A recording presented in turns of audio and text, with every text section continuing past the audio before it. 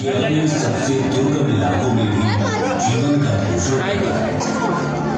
एक प्रजाति के लिए जो रहने लायक नहीं हो सकती, वो दूसरे के रहने और पनपने के लिए आदर्श घर और निवास स्थान है। इस पृथ्वी पर जीवन की कई सारी प्रजातियां हैं, जिसमें कि हम सभी का प्रजातियां एक दूसरे के साथ अंतरंग संबंध में रहती हैं और पनपती रहती हैं। हर एक अपने अस्तित्व और प्रसार के लिए दूसरे पर निर्भर रहती है। अरबों वर्षों में हमारी पृथ्वी विस्तार करते रहने वाले ब्रह्मांड में लड़खड़ाते हुए उस पर संपूर्ण जीवन के लिए एक जीवंत अंतरिक्ष यान बन गई। इस अंतरिक्ष यान के 2/3 हिस्से पानी में ढके हुए हैं और इसी ने इस ग्रह को उसका नीला रंग दिया। यहाँ पर जीवन की प्रथम रूप दिखाई दी। समुद्र के सबसे गहरे बिंदुओं से जीवन, भूमि और सबसे ऊंचे पहाड़ों की ओर चला गया।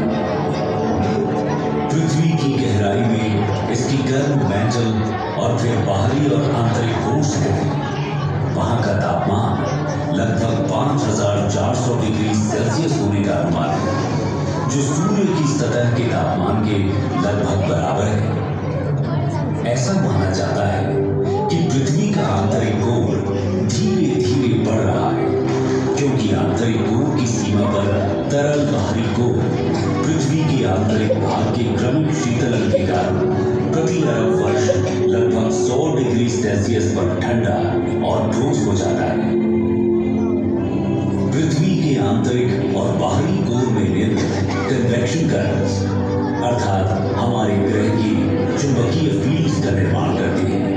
ये हमारे ग्रह के चारों ओर के चुंबकीय क्षेत्र ही हैं, जो हानिकारक विद्युत चुंबकीय विकिरण को हम पर हमला करने से रोकती है। कल्पना कीजिए, यदि मात्र एक दिन के लिए भी ये मैग्नेटिक फील्ड्स न होती तो सारा का सारा जीवन नष्ट हो गया होता।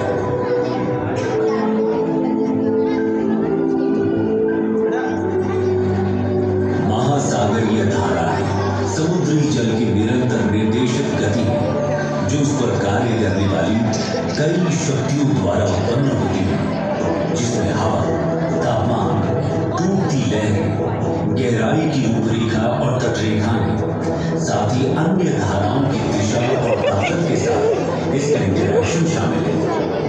ये समुद्री धाराएं जो वैश्विक कन्वेयर बेल्ट बनाती हैं और उन क्षेत्रों के तापमान को प्रभावित करती हैं जहां से वे यात्रा करती हैं।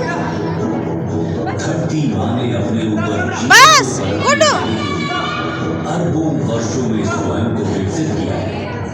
उसने ये सुनिश्चित करने के लिए तत्वों के साथ बेहतरीन संतुलन बनाया है कि इसकी कई प्रजातियों के बच्चों का अस्तित्व हमेशा बना रहे। परंतु जैसे जैसे हम मनुष्य बड़े होते हैं, हम और भी अधिक शक्तिशाली होते हैं। जब तक कि हम अपने ग्रह के प्रति अधिक सचेत नहीं होंगे, तो जो ज्ञान हमने प्राप्त किया है वो अंततः हमें नष्ट भी कर सकता है। हम मनुष्यों को शक्तिशाली होने के बावजूद अपनी बढ़ती आबादी को संसाधन उपलब्ध कराने के लिए पृथ्वी का शोषण करने के लिए अधिक मजबूर होना पड़ेगा और अपने मूर्खतापूर्ण उपभोग के कारण कई प्रजातियों को बर्बाद कर चुके हैं।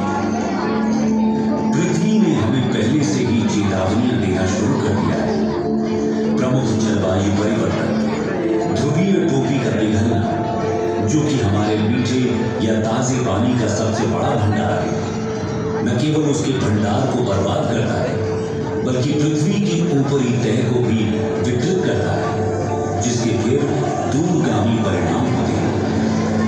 हम अपनी भूमि के उपजाऊपन को कम कर रहे हैं और इसकी हमें उपज देने की क्षमता चिंताजनक दर से कम हो भी रही है। बढ़ती जनसंख्या के साथ आने वाले भविष्य में भोजन की कमी होना स्वाभाविक है, जिससे दंगे, युद्ध और अंततः संपूर्ण विनाश होगा। अभी भी समय है, जाग जागे। ये हमारा एकमात्र घर है। धरती माँ ने हमें जीवित रहने के लिए बहुत कुछ दिया है। लेकिन एक आदमी के लालच के लिए कभी भी पर्याप्त नहीं होगा। आइए आज हम सब ये प्रतिज्ञा कर सुनिश्चित करें कि हम इस ग्रह को और भी